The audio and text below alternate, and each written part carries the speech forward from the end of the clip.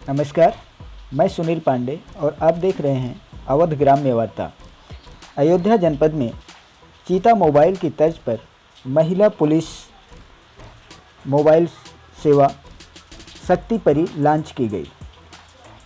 इस सेवा को एसएसपी आशीष तिवारी और विधायक वेद गुप्ता ने संयुक्त रूप से हरी झंडी दिखाकर रवाना किया।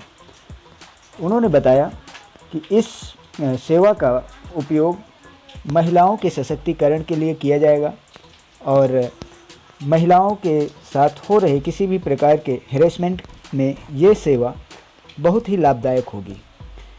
एसएसपी महोदय ने अपनी दी हुई बाइट में बताया, काम करेगा। इसका मकसद है हमारी माताओं और बहनों को सुरक्षा देना।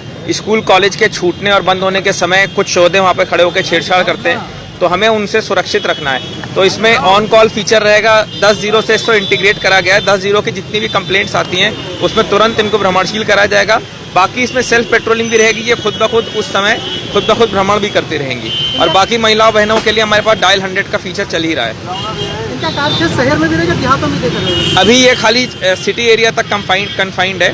फिर जैसे ज़रूरत पड़ेगी इसको ग्रामीण क्षेत्र में भी एक्सपैंड करा जाएगा।